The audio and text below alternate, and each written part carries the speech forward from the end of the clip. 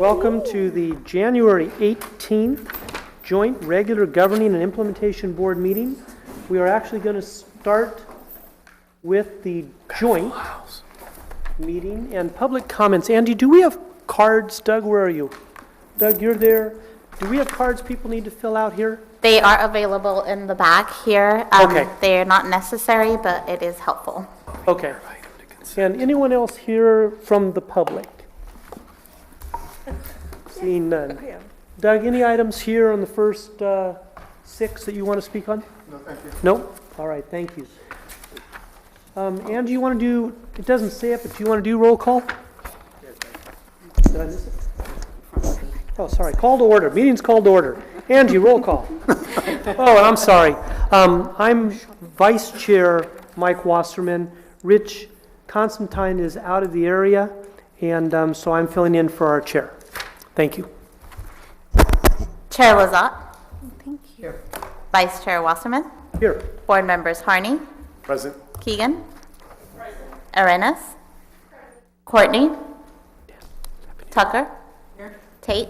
Here. Simidian. Here. Carmen. Here. Panikar. Present. Ho.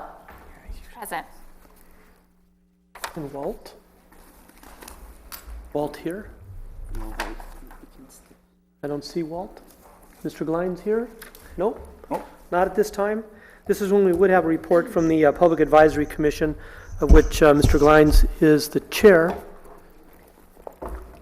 I don't have any report. Do you have any report? I do not. Okay, consider the 2 reports from the chairs made. Report from Public Advisory Commissioner Walt Glines, Chair. I don't see Walt yet, but why don't we leave that spot, and if he shows him up, give him the opportunity to speak. Man puts in a lot of service. All right, we're now moving on to the Joint Governing Implementation Board action, and what I would suggest is that we add items 1 and 4 to our consent calendar. So moved. Second. Motion made, motion seconded. Any discussion on that? This is simply adding them, and then we'll handle the consent items in just a minute. No discussion? All in favor, say aye. Aye. Aye. Okay, so Angie, if you'll show, please, that 1 and 4 added to the items previously put on consent, which includes 7, 8, and 9. As well as the consent of the governing, of the implementation. Do you want to put that on right now? No, I mean, it's got, if it's minutes from the joint and it's going on consent, it has to go over on the consent of the implementation board as well. Before we adjourn governing board? Here, we're governing board adjournment? That's fine with me. I like Each board has their own consent. Right. We have our own consent, that's all I'm saying. Put it on yours and put it on ours. And when it comes to ours. Put it on both. Okay, add 1 and 4 as well to the other consent agenda, which includes 11, 12, 13. Doug, do you wish to speak on any items 1, 4, 7, 8, 9, 11, 12, 13, or 14?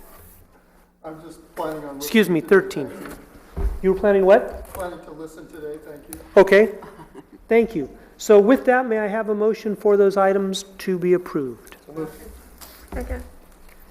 Motion by member Keegan, and Sylvia, were you? Second. Member Arenas, a second. Any discussion? Seeing none, all in favor say aye. Aye. Opposed? That passes unanimously. All right, and just so I can cross them off, 1, 4, 7, 8, 9, 11, 12, 13. Vice Chair Wasserman. Yes. If I may. I would need 2 separate motions because member Keegan Oh, because of is- voting members. Okay, so for the governing board members, we need to have a motion. Motion to approve. There's a motion to approve. I need a second from a governing board member. Second. So, Member Arenas, you were too late, Mayor Tate. Story of my life. So that will be 1, 4, 7, 8, and 9. Is that correct, Angie? Yes. Thank you. All in favor say aye. Aye. Aye. Opposed? Passes unanimously. Now I'll turn to the chair. For the implementation board, can I have a motion for 1, 4, 11, 12, and 13 consent items? Move to approve. Second? All those in favor? Aye. Opposed? Abstentions? Thank you. All right, go back to. Thank you. item Now we 2. return to the Joint Governing Implementation Board action item number 2, which is the recommended actions to receive report, the Coyote Valley Landscape Linkage Report. Edmund? Yes, and we have two individuals from the Open Space Authority that are here to present on this topic. It's a pretty exciting work that they're doing in Coyote Valley, and we thought it was important that they share it to and present it to the joint boards today.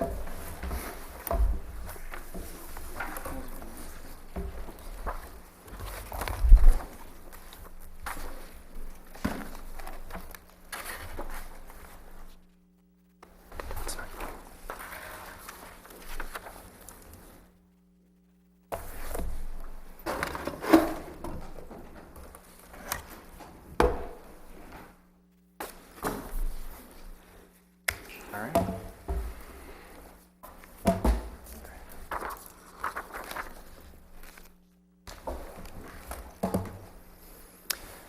Good afternoon, Mr. Vice Chair and Madam Chair and members of the boards. My name is Matt Freeman. I'm the Assistant General Manager with the Santa Clara Valley Open Space Authority. And this is Gali Basson, the authority's Resource Management Specialist.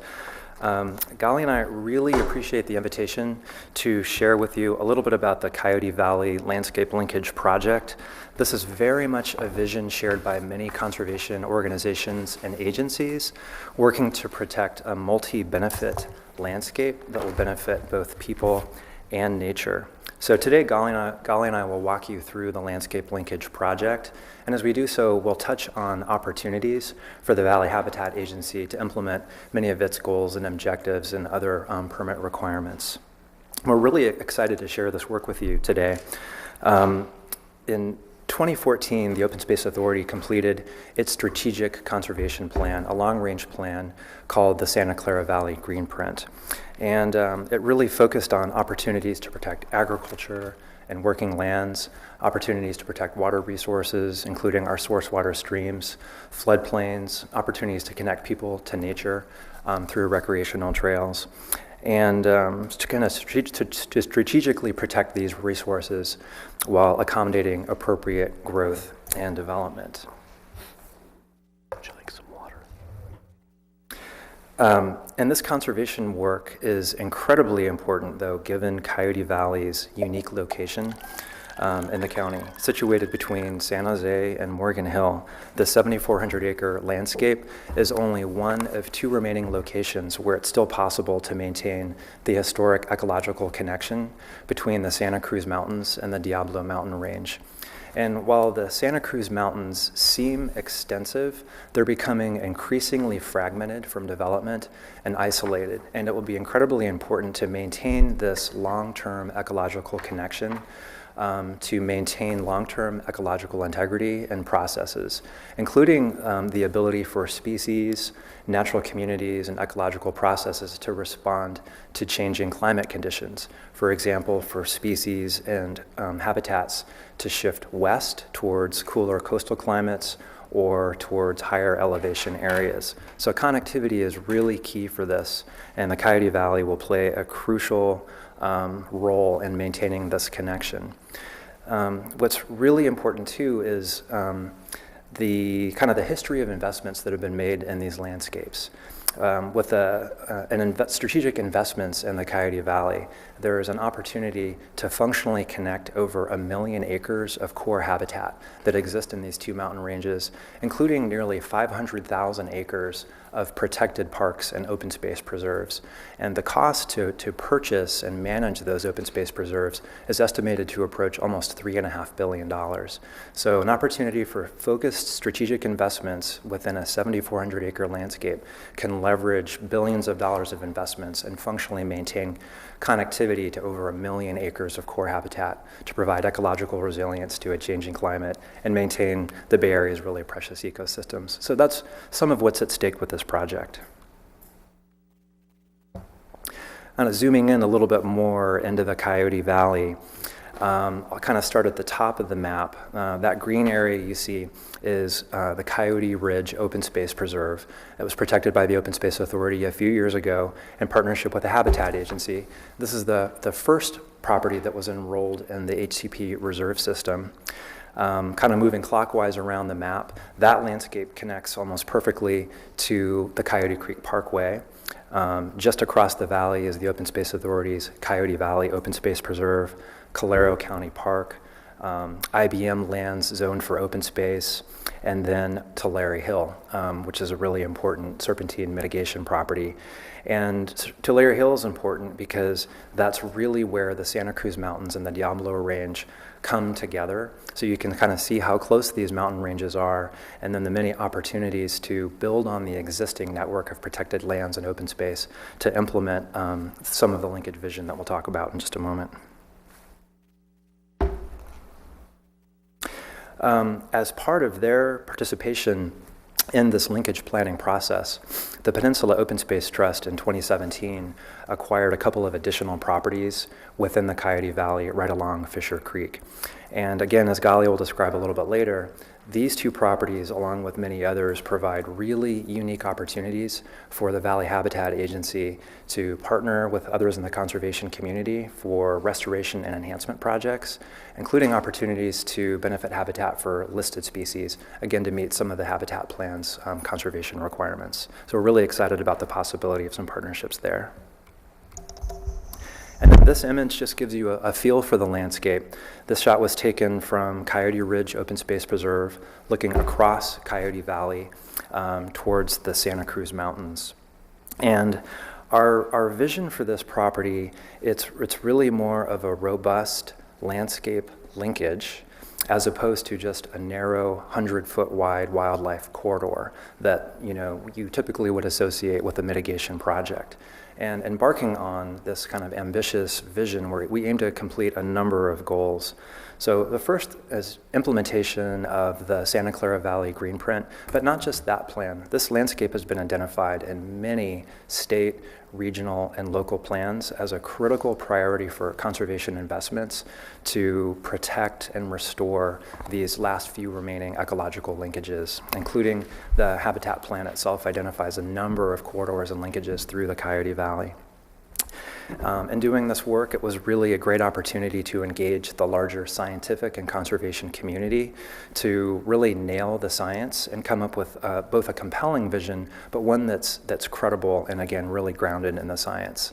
And then this work really helps us understand and articulate the many other conservation values that exist within the Coyote Valley, especially water resources and opportunities for multi-benefit projects related to groundwater recharge, flood protection, aquatic habitat restoration, and kind of related actions. And then really by understanding what's at stake here, it helps the Open Space Authority and our partners more effectively engage with landowners and the development community. For example, by helping direct growth and development away from some of the most strategic linkage locations towards more appropriate areas, or potentially including more robust mitigation measures, perhaps a wider riparian corridor, or a little bit more attention to landscape, vegetation, lighting, and so forth. And it also creates an opportunity for some private partnerships, public-private partnerships, where potentially in addition to some required mitigation opportunities, there would be a chance for the Open Space Authority or partners to put a little bit of conservation cash into a design to green up the design or accommodate some multi-benefit green infrastructure projects that are good for wildlife or connectivity. And then, of course, all of this work is really focused on pooling resources, leveraging our funds, and then being able to attract state and other grant funding to help implement a lot of this work. And through this process, we learned just an incredible amount about the Coyote Valley. And I think with that, I'll turn it over to Gali.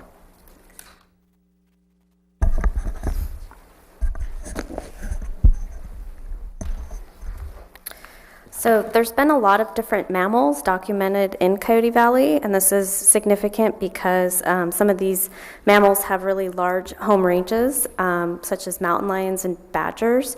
And so the connection between the Santa Cruz Mountains and the Diablo Range is really important for their genetic health and for climate change resiliency. And so here's a list of some of the species that we've documented in Coyote Valley. In addition to mammals, Coyote Valley provides habitat for a lot of different wildlife species, and there's a lot of restoration potential as well. Many different bird species, including some of the HCP covered species like burrowing owls, tricolored blackbirds, red-legged frog, California tiger salamander, pond turtles, and bay checker spot butterflies. There's also a pair of nesting Swainson's hawk that's been documented, and it's the only pair in Santa Clara County. So there's a really tremendous potential for restoration to enhance habitat for a lot of the covered species. As Matt mentioned, we're looking at a landscape linkage, not a narrow wildlife corridor. And so we're also looking at plant communities, and there's several that would be very valuable and are very rare in the state, including serpentine adapted plants, valley oak on the valley floor. That's something that's very rare in California. Riparian woodlands, such as sycamore woodlands, emergent wetlands, and these are all communities that have been identified as being really important in the habitat plan. There's been a lot of wildlife research in Coyote Valley, and has given us all this information about the mammals, the plants, the birds, and a lot of that funding has come through the Local Assistance Grant Program with CDFW and or Valley Habitat Agency funding. I've listed a few of these right now. One study that's really important, that's in progress right now, is the bobcat and gray fox radio collar study. So we are going out and putting radio collars on bobcats that are giving us very fine-scale data that are showing us how the bobcats are moving through the landscape and which areas are permeable to them. This is a collaborative project with UC Santa Cruz, Peninsula Open Space Trust, and Pathways for Wildlife. And some of the funding is through Valley Habitat Agency and the California Department of Fish and Wildlife through their Local Assistance Grant Program. As Matt mentioned, Coyote Valley has been identified in state and regional plans as the essential opportunity for habitat connectivity. And these are some of the plans, starting with the state essential habitat connectivity project and working down to our local plans, the Bay Area Critical Linkages Project, as well as the HCP and CCP.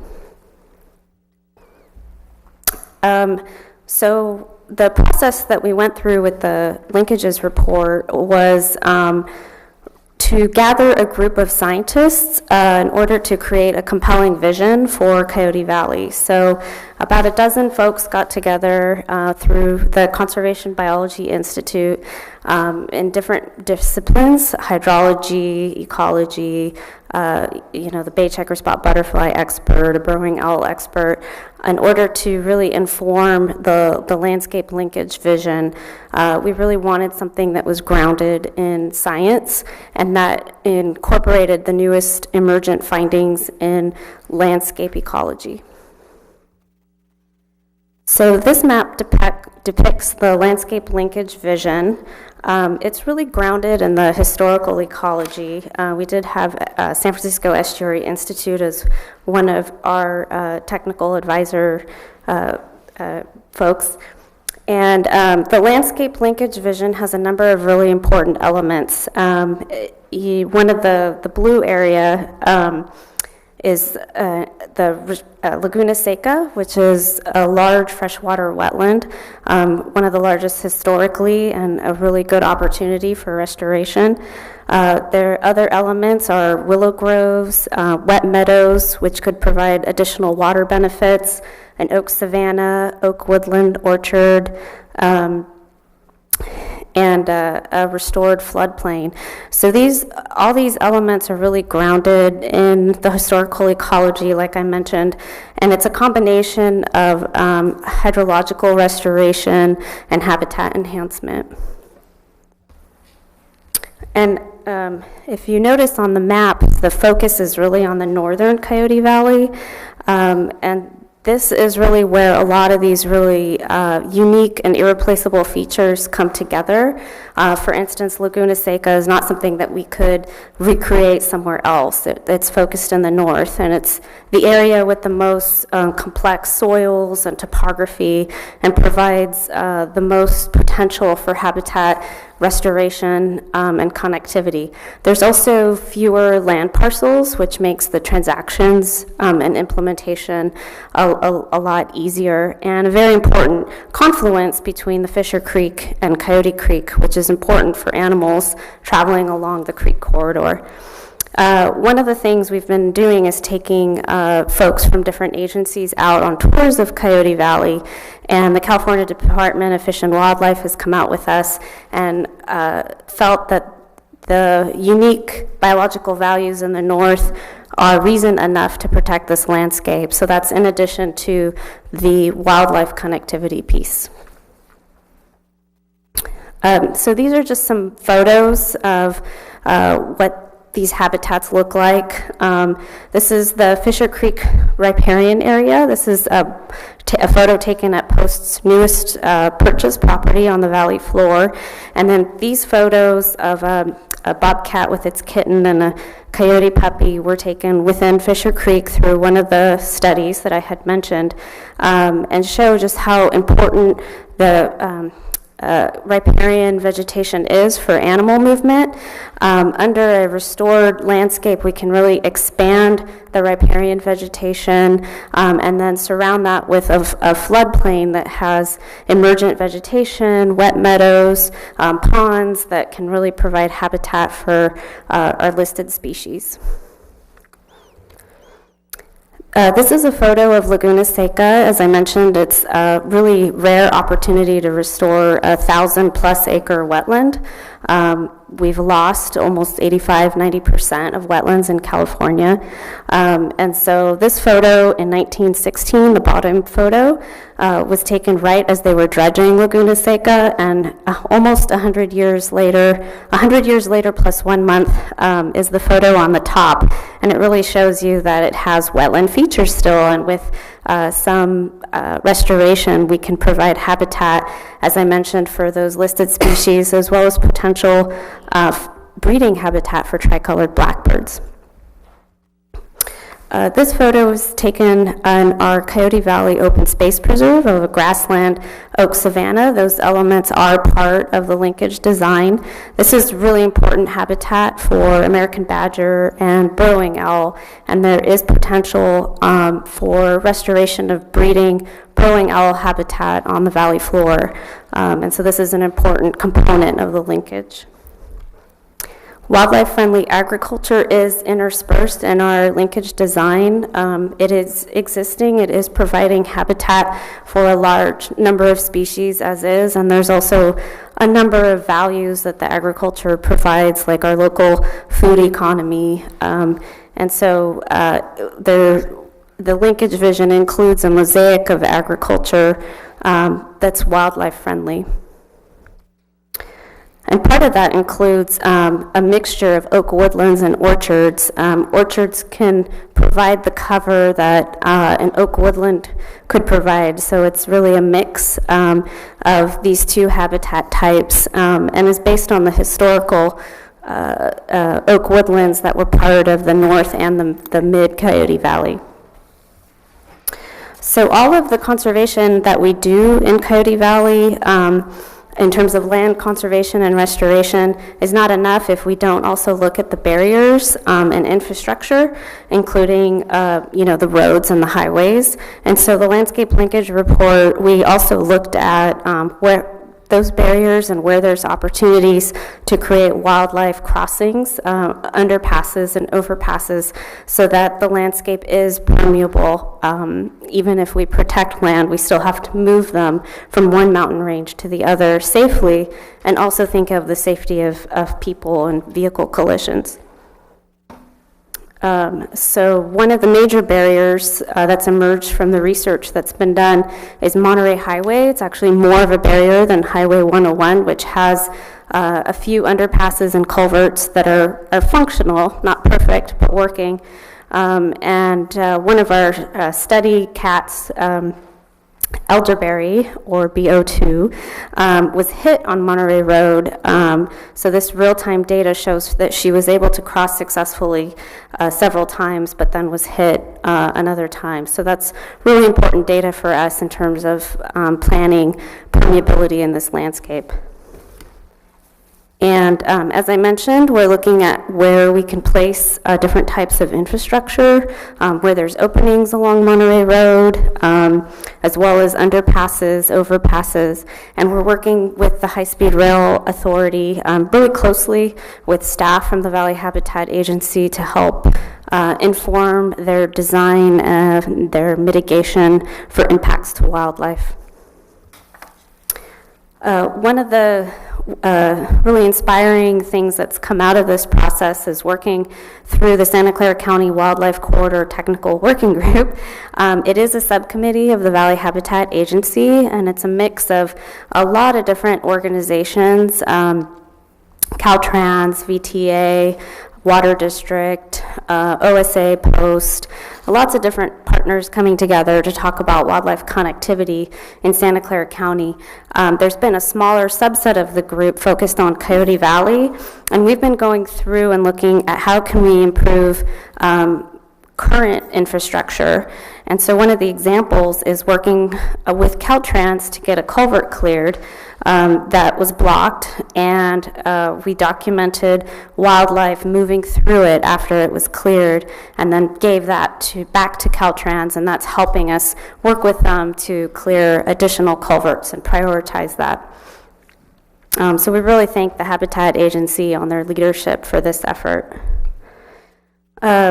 So we've talked a lot about wildlife, but one of the emerging findings of this work is how closely we can get additional benefits in terms of water resources. So we're working with the Santa Clara Valley Water District as they're working on their One Water Master Plan and using Coyote Valley as a case study and finding the emerging findings are showing that we can stack these benefits to get groundwater recharge, stormwater management, reduce flood risk, improve water quality, and improve habitat, in addition to the wildlife connectivity benefits.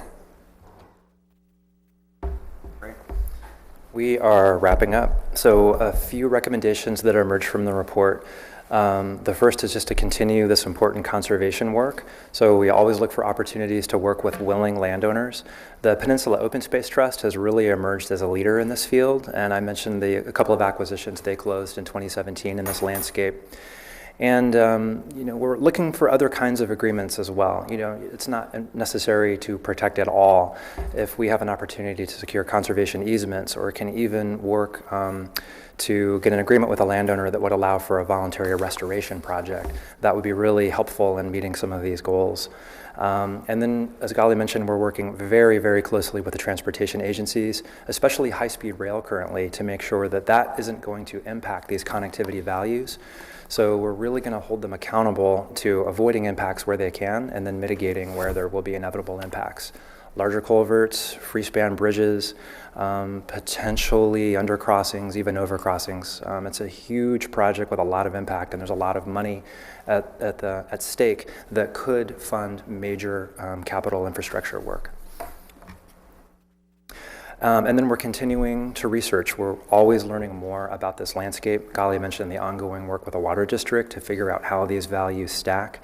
A number of studies are underway, and we're continuing outreach and education with other organizations and agencies, hoping to engage other universities to partner with us on this research.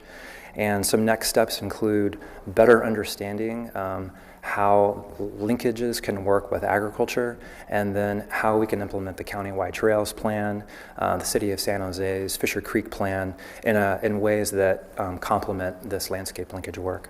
So I think I just wanted to again acknowledge the partnership of the Valley Habitat Agency. Have an incredibly proficient staff. They provided really important feedback in vetting the report and providing some really good recommendations to improve it. And we look forward to continuing to partner with the Habitat Agency on implementation of this vision. We're really hoping that some land protection opportunities in the Coyote Valley can serve as a one-stop shop for this agency to meet many of the requirements. Again, a lot of really important habitats for wetland restoration, riparian restoration that the agency needs to accomplish within the permit term. And we continue to work with the other organizations listed here as well as partners. A lot of opportunity for synergy, pooling resources, and so we're pretty optimistic about implementing other phases of the linkage project moving forward. So with that, very happy to answer any questions. Would like to invite Edmund if there's anything else you'd like to add, or if you'd like to help address any questions that might come up from your boards. Sure, I can help with questions, and thank you. That was a good presentation, both of you. Thanks, Gally and Matt. Thank you. There is no action needed on this item. It's receive report only. Are there any questions? If not, I will say thank you, Madam Chair. Just had Barbara. a quick comment. Director Lizotte and I did have the pleasure of having a tour of Coyote Valley and looking at some of these opportunities as well as some of the impediments. And I think one thing that was eye-opening for me was the fact that agricultural uses could successfully coexist with the environmental stewardship. The other thing I just wanted to add is that our board is very interested in what can be done in terms of groundwater management and stormwater management in this area, which I think would have long-term, not just environmental benefits, but benefits to our community in terms of downstream flooding and things like that. So very encouraging. I'm glad to hear our staff is working well with you. And I'm sure Director Lizotte and I will be looking forward to hearing from our staff more details about that. So thank you. Thank you. And for the record, when she says our board and our staff, she's referring to the Water District. Thank you for the clarification. Chair Lizotte, any other comments? Said it all. No? All right. Thank you very much. Thank you again. Really appreciate the opportunity and your attention. That brings us to item number 3, the Pacheco Creek Reserve Restoration Update. Edmund. Yes, and Jerry Haas from the agency staff will give you a brief presentation on this great program that's working with school kids to restore the Pacheco Creek watershed.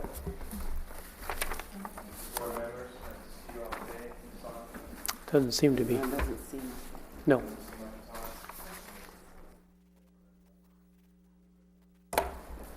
You have to push, give it a good push.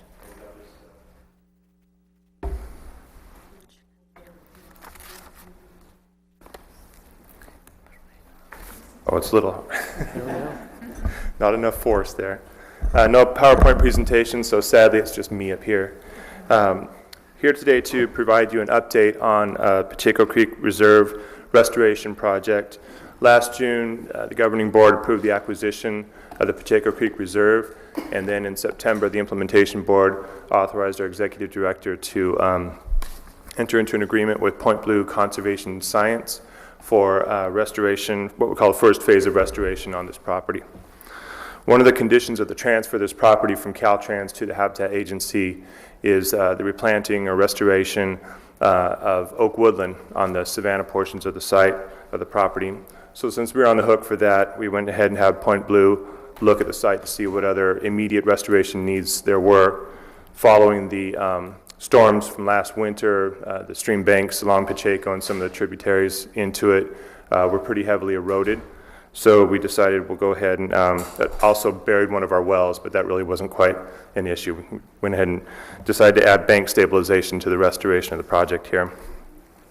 So the first attachment in your staff report is a map depicting the areas of restoration. Zones A and B are primarily oak woodland restoration with some riparian in the tributary in the banks along the tributaries that go into Pacheco. Zone C is entirely riparian restoration along the banks there. It's going to be willow sprigs and rushes and container plants. Point Blue began work on the site in December, and for the plantings, they're relying on their straw program, that's students and teachers restoring a watershed. So they'll go out to these schools and teach these kids about watershed habitats, watershed health, and the importance of the health of watersheds. And then they get to come out for a planting day. Grades 3 through 6 from all area schools in the vicinity. They're brought out to the site for planting days, and so far there have been 4 of those planting days. There was actually a 5th one today. And if any of you want to see them in action, you can head out on Pacheco Highway look on the right-hand side, and you'll see a flurry of shovels and rakes and colorful clothing, and you may even be able to hear them from the highway. Even with the windows up, they're pretty excitable when they're out there. So the second attachment is a collection of images from the first day of planting. About 70 plants went into the ground that day. There'll be several hundred that go into the ground through the course of these plantings. Plantings are going to continue until the spring, and then Point Blue will install the irrigation systems to make sure that these plants make it through the first few summers. We'll get reports from Point Blue on monitoring of the restoration effort once a year, or once every 6 months or so for the first 3 years. So you're going to get future reports on the success of the program out there. The staff report also mentions outreach with neighbors. They're beginning to understand who we are and what we do, but most importantly, they now understand that we're not a threat. This is one agency that's not a threat to them. So they seem willing to work with us on management of the property. I know we have a packed agenda today, so I'll just end there and open it up with any questions. Thank you very much. Looking around for any questions? Yes. Your microphone. This is, my name is Lonnie Lee Ho. Hi, everybody. I'm filling in for Ann today for VTA. And Jerry, I do have a question about the straw program. Mm-hmm. How many students, I know you said grades 3 through 6, but approximately how many students are participating? Do you know? There, on any given day, they're going to be between 30 and 50. And they rotate through the schools. So I think that they get, through the course of this program, for just this area for planting, there could be as many as 200 or 300 kids. Okay. Maybe even more than that, it depends. We had one planting day where they had estimated there might be 70 kids showing up that day. Wow. And do you know how many schools are participating? I don't know exactly how many schools, but just kind of going from memory and seeing the program they had set up, there are at least 6 schools. So there are a lot of them in Gilroy, a lot of them in South County area. Okay. I thought that was phenomenal. I looked at the STRAW website and I just thought that this collaboration and getting youth involved was really exciting. So I wanted to know more about that, and whatever we can do to promote more of that education and getting especially youth onto our property, I think would be very valuable. Yeah, it's a very successful program. It's a great program for good, cheap child labor. They love it. Getting them out there. We do intend to work with them on other restoration projects. They can't do a lot of work in the stream bed, hydrological work, but they're really good at restoration plantings around the perimeter of project sites. So we do intend to work with them quite a bit in the future. Thanks, Thank you. Any other questions? No? Okay, that's item number 3. The agenda is written up as to review and accept. Normally I don't do a motion on review, but it says accept. May I have a motion to accept? Motion made, motion second. Any discussion on this item? Seeing none. All in favor say aye. Aye. Opposed? None. Item 3 is accepted. Now we move on to item number 5, review change in the Western Burrowing Owl Impact Fee Zones. Thank you, Vice Chair. Yeah, I'm just going to give you a quick presentation, and then Troy from ICF is going to come up and kind of give you an overview of the situation with the burrowing owls in general and the changes in the map and specifically. So one thing to note is there was a small error in the map. It has been corrected. There were some areas that should have been pulled out that weren't around the Communication Hill zone in the city of San Jose, so that correction has been made, and Troy will note that in his presentation where it is, and with the resolution that'll be on the consent agenda, the new map will be included with that. So for some of the members of our board that are new, I thought it'd be important to give a little background on the burrowing owl fee. So we have a fee specifically for impacts to essentially a foraging habitat of burrowing owls. So we do surveys every year looking for nest sites, and then there's a half-acre or half-mile circle that's drawn around these known existing nest sites, and that's how the fee zone map is determined based on where the birds are breeding, and usually they forage from a half mile to a mile from the nest site.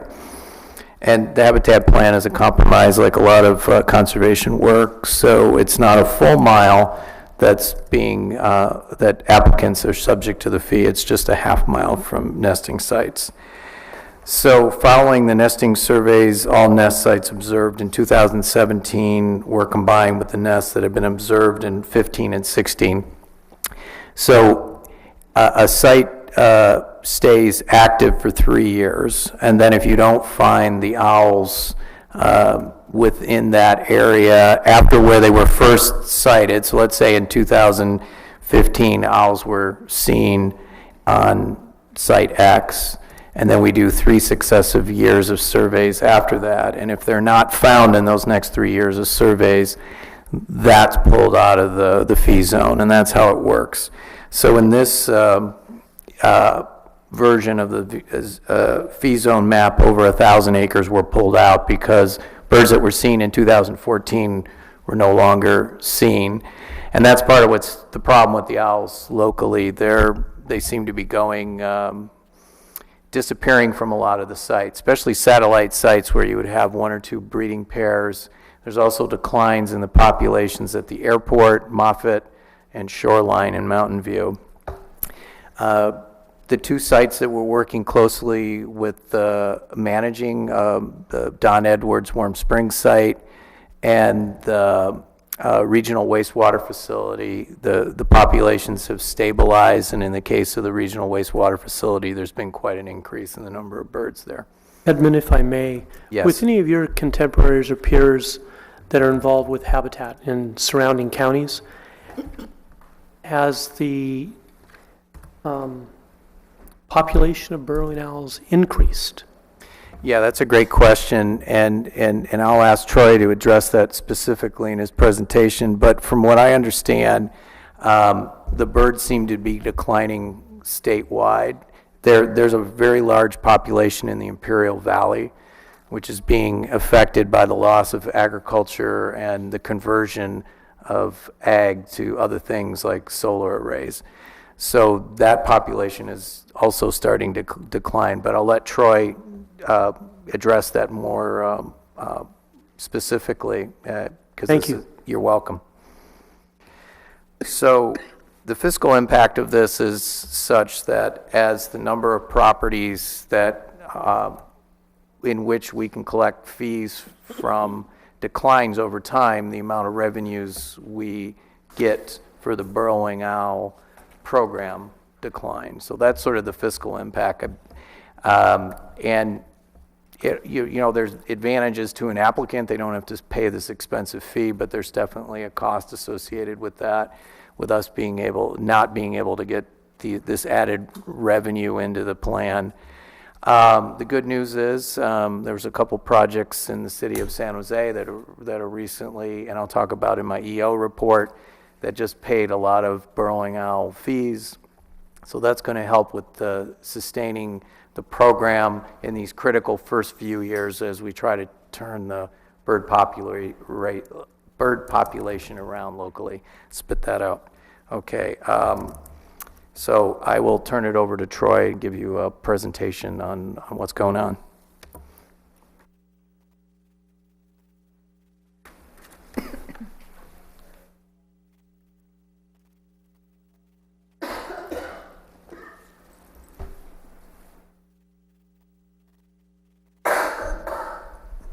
Okay, thanks everybody. Good afternoon, and thanks for the good intro, Edmund. You just saved me a good amount of time. So I'll be brief today. We gave you kind of the entire presentation in your packet. I'm just going to hit the highlights for you, and then if you have questions beyond what I talk about, we can talk about whatever you want. But in the in interest of time, I'll be brief. So, as mentioned, we are now in the 4th year of doing annual surveys of burrowing owls. This is something that's required by the Habitat Plan, as you've heard me say before. So 2017 was year 4. The first year was 2014. This year, like the last couple of years, I would say the survey effort has been quite similar. So we've been focusing, this sounds a little silly to say, but focusing where the owls are, spending a little bit of time looking for owls in places where they traditionally haven't been seen, just in case we might find them. And when I say we, I mean a pretty large group of people. So on the screen is a large group of people and agencies that contribute to that effort. Some of that work is funded by the Habitat Agency. A lot of it, though, is just done by these agencies or organizations on their own accord. They do the work, and then the Habitat Agency sort of coordinates what we have termed the South Bay Burrowing Owl Survey Network. Group meets twice a year, once in the spring to kick it off and once in the fall to summarize data. So the information you see in the annual report that was in your packet, that's the summary of the information from this group. A little hard to see this, but the point here is you see the entire plan area, and in the green, those are the areas that were surveyed in 2017. In the red, those are areas that have been surveyed recently, so in the last year or two. We didn't survey them in 2017, probably because in the last couple of years during surveys we found that either the land use wasn't quite right for owls or the habitat condition wasn't quite right. We, just in the interest of sort of cost of the survey program, decided not to survey those. We'll revisit those in future years, but we didn't think we were missing much by not looking at them this year, so we did cover all the green areas. And the results, this I'm showing you the results from 2017, and in parentheses are the numbers from 2016, so 1 year previous. We track adult burrowing owls that are present during the breeding season. So if an adult is present on the breeding grounds during the nest period, spring and summer, we count them, and that's the number that we track for the Habitat Agency. You see a couple of things here I'll just point out. Overall, actually, numbers were up. Adult owls were up a little bit from 62 to 74 this year, or from 2016 to 2017. I'll show you a next slide that digs into that a little bit. The bright spot, as Edmund mentioned, is the regional wastewater treatment facility, a place where the Habitat Agency is pretty heavily involved in restoration and management activities there, and we're seeing a continual increase in owls at that location, which is great. The downside of that is in other places that have traditionally been important for owls, like the San Jose Airport and Moffett Airfield, we're seeing a pretty big drop in owls. So good news and bad news. Overall, the numbers are up a little bit from 2016, but not drastically. And this is where they are. So many of the places, this is places where we've had owls for a long time. So San Jose Airport, as I mentioned, Moffett Airfield, Don Edwards National Wildlife Refuge, the San Jose Santa Clara Regional Wastewater Treatment Facility. The spot down in the southern bottom right on the San Benito County line, there actually was a pair of owls just across the county line on a mitigation property. Bring them back, bring them back. Yeah, right. Been trying to coax them over the line. I mean, absolutely. And we joke, but we really are trying to coax them over the line. The half-mile buffer that constitutes occupied habitat does jut into Santa Clara County a little bit, as you can see there. And this is what it looks like going back over the last 4 years. Again, these are a number of adult owls present during the breeding season. So looking at the bottom is probably the most important number. You can see we had a big year in 2014. We were really proud of ourselves that first year. Things dropped off and have stabilized a bit. If you look up a few rows, though, I'll point out a couple of takeaways for me. Again, San Jose Airport and Moffett Airfield, you can see that looking back at 2014 and then where we are today, particularly San Jose Airport, we're seeing a big drop-off. In 2017, that number, 8 owls, is I think the same. That's the lowest number we've seen out there in 25 years. They've been monitoring owls out there for a long time. And so we're talking to the airport, asking why, and trying to figure out a solution there. In other locations, like we mentioned at the regional wastewater facility, we've seen quite an increase. So from 16 to 34, so more than doubling, which is good news. And maybe most importantly, and information that will influence the map that we'll talk about in a second, that you're voting on today, is the other locations. So historically we've had owls clustered in these kind of key locations and then a few floating pairs around the valley. And what we're seeing now is those pairs sort of disappearing. So they haven't been there for the last few years. We continue to have the clusters in the key locations that I mentioned, but these sort of like random pairs scattered around the valley have disappeared. And I think that's probably just a result of the area getting more fully built out over time and loss of all that foraging habitat. So those single pairs or a few pairs kind of go away. Just a quick graph for context, probably just focus on the green here. That's total owls over time. This goes back to 1990. You can see a big increase through the late 90s through the early 2000s. And then we kind of come back down to maybe what might be normal. Probably something that's confounding this graph that I'll just point out is that, as many of you know, what was happening in the late 90s, there was a lot of building activity coming in, kind of the original dot-com boom. What that meant was a lot of burrowing owl surveys were happening. So it could have been that there were more owls historically that we just weren't finding because surveys weren't being done. Once we started doing surveys, we started finding more owls. And then now we have seen, this sort of precipitous decline. That could be a result of the build out of the area. Also, things cycle with climate and weather patterns. I mean, these owls are dependent on insect populations and ground squirrel populations, both of which are cyclical.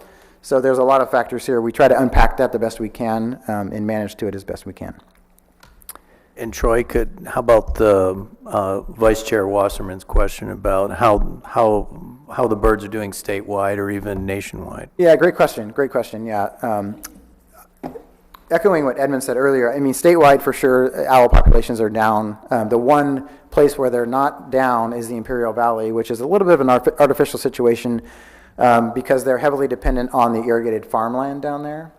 So one of the odd outcomes, depending on what happens with the state's, kind of water strategy over the next 10, 15 years, if it becomes harder to irrigate in the Imperial Valley, we may actually see a decline in burrowing owls because they're really dependent on the berms around the irrigation canals down there. But in the Bay Area, we have, I would say going back to the early to mid-90s, there used to be burrowing owls scattered around the Bay Area, including up in the North Bay. There were owls on Oakland Airport and other places.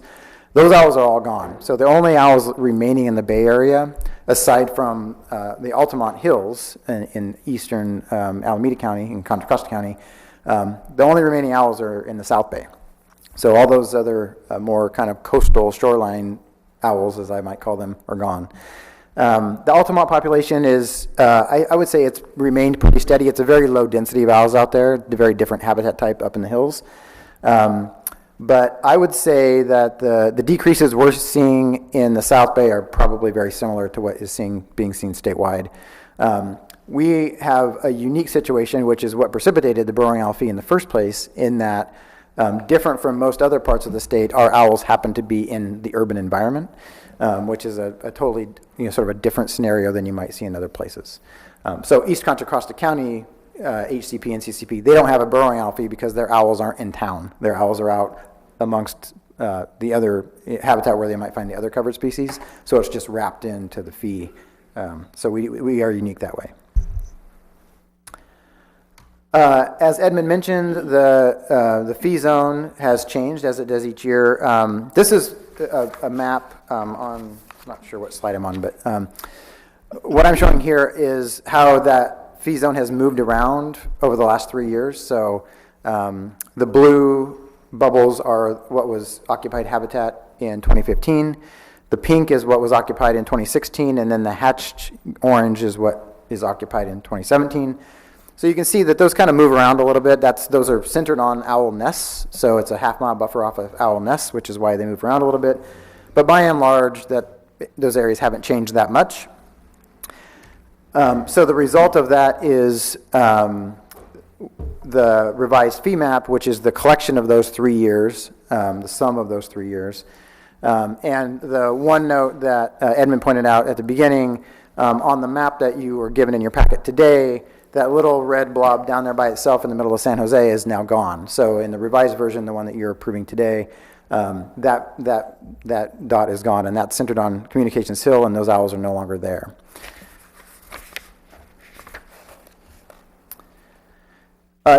Two quick other updates that I'll just mention before I close. One is we continue to do, so again, I've been telling you all this bad news about the owls are, all the owls are going away, but we're doing a lot of work to do our best to recover them in the study area. Some of that is through research. We're banding all of the owls, trying to figure out where they spend their time, where they go, and where they're coming from. Doing some additional sort of genetic studies on them to better understand how they interrelate with one another within the study area. And then a really important thing that's happening right now is taking a harder look at all the areas where we think there should be owls, but there aren't. In other words, the habitat's there, the squirrels are there, the prey base is there.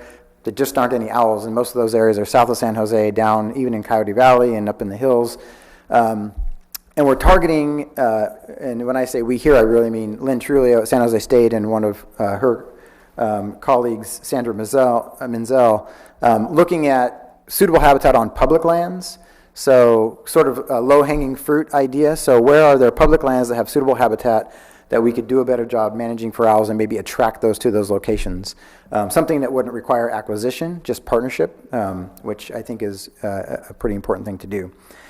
And then finally, I'll just mention, I think the last time I was here, 2 days later, we were going to have a species expert workshop. So it's been about a year.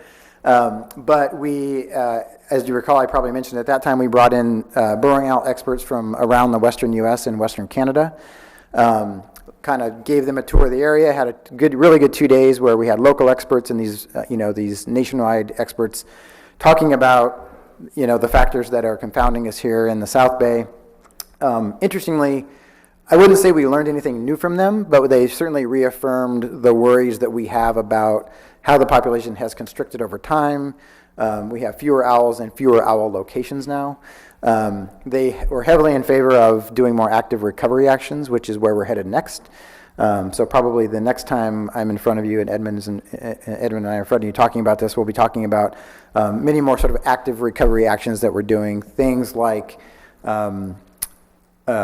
supplemental feeding at existing nesting populations, maybe some captive rearing or breeding activities that we may be starting up in the coming year or two. Things that we can do besides just surveying and managing what's there, but things that we can do to bring them back. So with that, I'll close and take any questions. Thank you, Troy. Member Tucker. Thank you, Troy. I've read this 2 or 3 times, and my question was, I thought we said that there was none in Gilroy, right? Is that correct? That's correct, yeah. But there's a little blurb on the map that says you're saving that. So can you just elaborate? We're saving it. Is it because that's where the little blurb that just comes barely into the county? Yeah. So that is, as I mentioned earlier, there was a nesting pair on a mitigation property south of the county line. Okay. When we buffer that by a half mile, that just barely goes into Santa Clara County. So that's what you're seeing there. Okay. So what that means effectively, kind of from an implementation standpoint, is if there was a project in that location, the idea would be they would be potentially sort of affecting those owls because they're removing foraging habitat. So they would be subject to the fee under the current map. And that's all it means at this point in time, basically. Yep. Okay, thank you. Yep. Sounds like us in San Benito County are probably both counting them Exactly, yeah. as Double ours. counting. I have 2 questions, if there aren't any other questions from committee members. One, do you do anything to mess with Mother Nature as far as, say, getting rid of, relocating, I won't say getting rid of, relocating natural predators? Absolutely, yeah. The Habitat Agency isn't directly doing that, but one place where that is happening right now is at the Don Edwards National Wildlife Refuge. So they actually manage predators out there, and they work actually in collaboration with USDA Wildlife Services to manage predators out there for, not just for burrowing owls, but for western snowy plovers and many of their other listed species on the property. So they have a big feral cat problem out there. Crows are a big issue for them with their shorebirds, so they actually do manage crows out there. So absolutely, yeah. That's a stress on burrowing owls for sure in the South Bay. Feral cats is one thing for sure. And then there are natural predators too. Skunks and other things are a problem for any ground nesting bird. So I'd be stressed if somebody was going to eat me too. Exactly, yeah. I totally understand that. And the whole idea of populations relocating, we're talking about animals here, we deal with individuals in our own respective agencies. Sometimes you move one population and it goes down, and then in another area it increases because it's relocated. That's why I was interested in my original question about if they had gone, if for instance we had been more affected by a drought here or more build out on agriculture or whatever, and then they had relocated to where they want to. in the last week or two, there's been a coyote on my street and a coyote in downtown Los Gatos. So, Yeah. animals tend to go where they need to go to survive. And so the fact that you said, when you look at the surrounding area, the population is not increasing, it tends me to believe that the entire population, the entire species, is going down for a variety of reasons. Yeah, I think that's right. And what happened in those other locations was something that could be on the horizon years down the road. Here is as the numbers reduce over time and the number of locations reduce, then all it takes is a drought, a 1 or 2 year drought, or some other sort of what we sort of call stochastic events that can then be very detrimental. The other thing we're trying to figure out within the South Bay is, I've talked about the numbers are going down at the airports, but they're going up at the regional wastewater treatment facility. So one question is that just mean they're moving from one place to the other? Are we talking about the same owls? So the banding activities are really focused on that, so they band the birds when they're chicks, they fledge, and then the next year, where do they show up? And it's trying to get to that question is, are we just moving owls around? We do have owls that come in that migrate from as far north as British Columbia, Washington State, Idaho. So there's those owls coming in as well. So yeah, they do move. That's one of the challenges for sure. Thank you. And the reason I asked about the predators is the population of coyotes is increasing. We're noticing that. And the population of cats are decreasing. Right. Yep. We're noticing that, unfortunately. Mm-hmm. So yeah. And those two things are probably directly related. Yes, they are directly related. Yeah. Any other questions? Anyone else? None. Thank you. Then, unless there's objection, we'll consider item number 5 reviewed. We have reviews, receives, accepts, approves. This is good. Edmund. All right, item 6. Keeping you on your toes. Keeping you on your toes. Your Barry. report, absolutely. Yes. So I'll speed this up a little bit. So the first item that I wanted to talk about, and you have a copy of my notes in front of you, is to give you an update on the water permitting with the Corps and the 404 permitting and the 401 permitting to the regional water quality boards who implement Porter Cologne. So we have a regional general permit, yay, and we're trying to do an in lieu fee program, which is very similar to what the Habitat Plan is. Fees are paid, and then we have time to go out and buy land, restore land. Right now with the Corps, we have to do things in advance of impacts, so that's part of the reason why we're doing a lot of these restoration projects is for the water permitting. So we're into the next phase of the in lieu fee program where we're currently drafting an agreement that would be presented to the interagency review team, which the Corps leads. That includes the regional boards, the wildlife agencies, some other folks, and they will approve the in lieu fee program. So we're working on that agreement and a program framework, and it's moving along. I can't give you an exact date when I think this will be approved by them, but hopefully within the next year, let's say 12 to 18 months.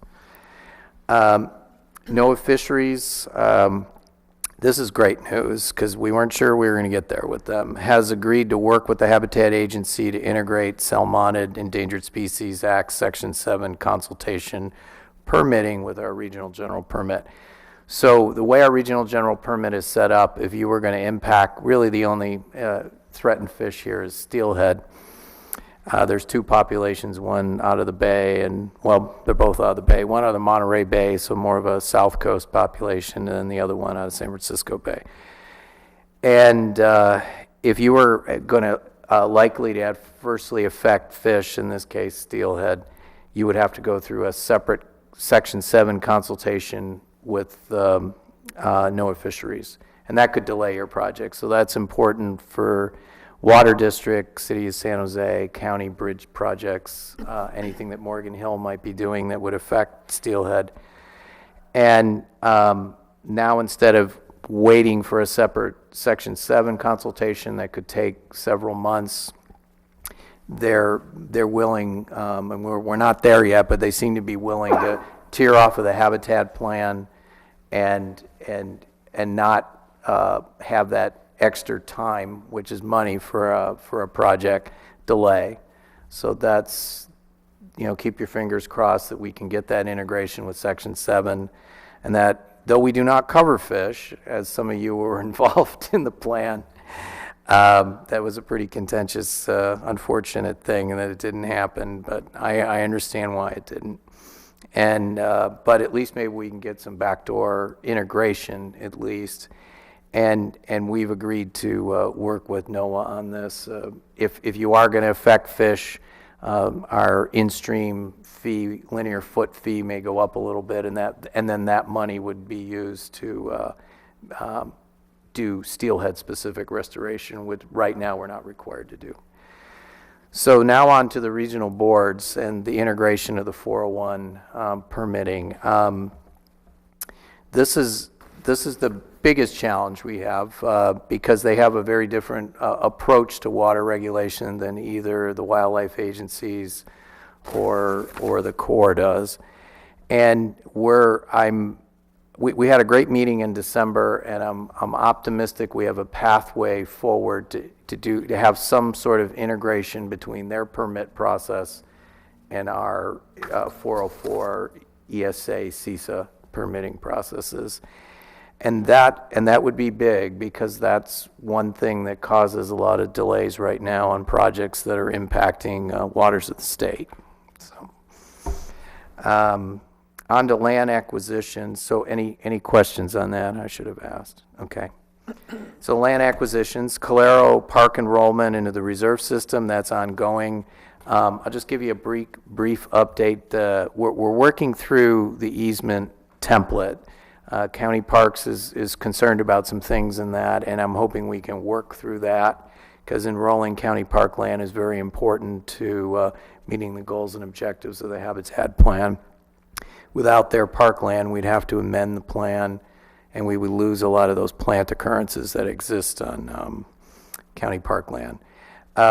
This is the next one is the rest of the UTC Shingle Valley property. Things are going quite well. I had a meeting with them the other day, and we met with their consultants, Arcadis, and to go over the map. So they want to do a donation agreement like they did with Coyote Ridge, using the state tax credit program. And I would say this is going to happen. It's just a matter of when and how we work through all the processes. They'll have to go through the county and do a boundary line adjustment, create some new parcels, because they're not going to donate the whole property. We also, they have to go through the Wildlife Conservation Board donation agreement process. And they have to work out with the Department of Toxic Substances and the regional board how they're going to be donating this property to us. I've told them that our board here is very concerned about it being a property where there is active cleanup. Those sections, from what we can tell, will be carved out, and we would not take on those. But I'll still be seeking a letter of indemnification from them. And I mentioned that came up in discussions with our board, and that's critical to them, you all accepting this sale. So I think if we can work through all these issues, at least a portion of that property will be enrolled in our reserve system. The regional wastewater facility, they do work out there, and they're doing a land in lieu of fees agreement with us, and they're going to be enrolling part of their buffer lands into the reserve system. I expect that to be done later this year, completed, and we'll be coming back to you, I think in September or November, for your approval. Others I'll discuss with you in closed session. So on the mid-year budget overview, normally I've been telling you how we're under budget, where I don't think we're going to meet those rosy projections. Well, this time, and it really comes down to two projects in San Jose that we, especially one, the Meadow Fair project that finally has come in and paid their habitat fees. So projected revenues, I was thinking somewhere about $5.5 million. We're already 2.1 million over that. So our fees as of by the end of the month, we'll have at least $7,636,084 coming into our coffers. Total expenses to date are just under $1 million. And the reason why our expenses are lagging a little bit, some of the restoration projects that we were hoping to start, the San Felipe Creek one in the fall. We didn't quite get there because of getting permits from some of the permitting agencies. We still have to get permits too, and they were swamped with all the emergency projects because of the heavy rains, and we had some design changes too that we made. So that project will start, and that's in Grant Park. Will start this spring. The spreadsheet there just gives you an idea of, so we have several accounts. The Caltrans, those are Caltrans, these weren't projects covered by the Habitat Plan, but they were in the plan area, and they paid, we call them mitigation-only fees.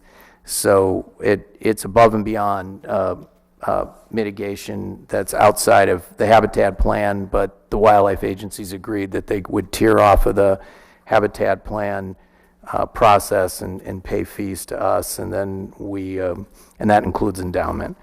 We have a checking account, as you can see, a reserve account, and then we have money in the local assistance investment fund of $7.6 million, and then you can see the add-on interest. So it's over almost $11.7 million right now, and then the pending fees from the county, the city of San Jose, and Morgan Hill push our total amount of money in the bank to $17.8 million. So that's good news. We now have somewhat of a war chest to buy land. The only problem is we live in we exist in Santa Clara County, so and that'll buy you a house in the hills of Saratoga. So. I'm sorry, you said you were glad to be living in Santa Clara County? Oh, of course, yes. Okay, thank you. Trying to buy land here. Thank you. So a quick advocacy update. So we work collaboratively with the California Conservation Coalition, and all of us worked hard, and both in North and South California and the Central Valley. We all talked to our various state delegates, and we secured, if the park bond does go forward, we secured $53 million that's earmarked for NCCP implementation. I want to thank everybody here that also helped out with that. We've been talking about cap and trade for a long time, and there's finally $20 million set aside for fee title acquisition. It's not specifically just for NCCPs. It'll be for everybody can go for, but at least we can compete for it, and I don't think we were the only ones pushing for it, but at least we got somewhere. We also, along with others, have been pushing to increase the budget for Department of Fish and Wildlife, and the governor has done that this year. And they're requesting 8 new positions to implement their expanded CISA programs, which includes NCCP implementation. On the federal side, the administration's budget was $19 million is what they were proposing for the Cooperative Endangered Species Conservation Fund for 2018, but there's some pretty important Republicans in Southern California that are part of the Appropriations Committee that our friends in Riverside County and San Diego County have been talking to, and our friends from Texas have also been talking to them, and we got it bumped back up to $53 million. So a $34 million increase from the $19 million that was proposed by the administration. This isn't a final budget, but at least it's a step in the right direction. Key meeting updates, I won't get into that at this point, but you can look at them, and if you have any questions, I'll be glad to ask. I think one important one is I met with Assemblymember Stone, and he's very supportive of what we're doing here. I've talked to most of the other delegations, staff people, and have Of course, with Osh, we have a former board member here that's now a state legislator. So that's all I have to report. Thank you. Thank you. And Doug, I haven't checked in with you in a while. Do you want to, any questions about what you've heard? No? All right. Any committee members, questions about what you've heard? Seeing none. We'll consider that report received. 7, 8, and 9 were handled on consent. That brings us to item number 10, which is the selection of the governing board chair and vice chair. Member Tucker. I'd like to nominate Commissioner Wasserman for chair, please. Thank you. He's currently vice chair, and I think he's supposed to be chair. And I'm happy to second if the second is Yes, appropriate. please. And that wasn't me clanking and clanking. I don't know Thank what you. that was. Any comments on the other nominations?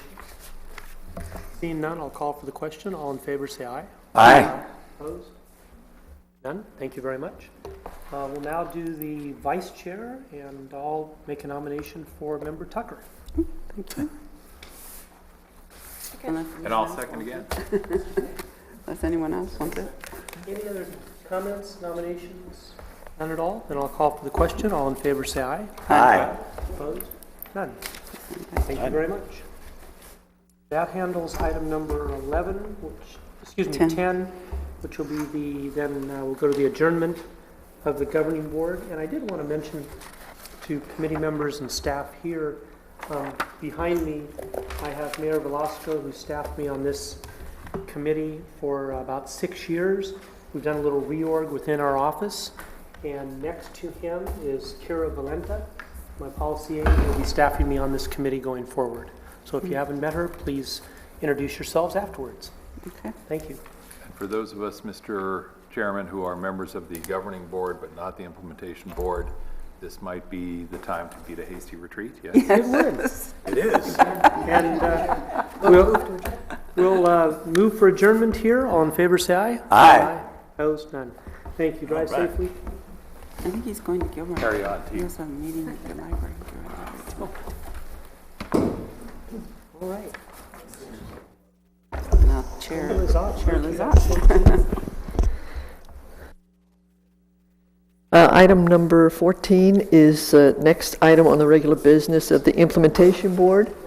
That is approval of the Employee Services Agreement with Santa Clara County.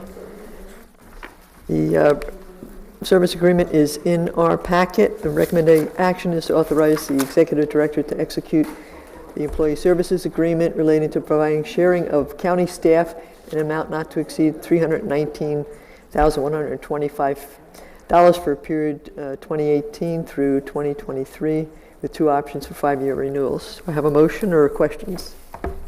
Motion to approve? Second. I have a motion. Second. Commissioner Tucker, second Commissioner Wasserman. All those in favor? Aye. All those opposed? Any abstentions? That motion carries. Next item is number 15, selection of 2018 Implementation Board Chair and Vice Chair. Commissioner Tucker? I'd like to go ahead and move, if it's okay, the current chair and vice chair to remain, unless someone else wants to do it. I'll second that. Oh. So we have a motion to continue myself as chair and Commissioner Courtney as vice chair for 2018. All those in favor? Aye. Those opposed?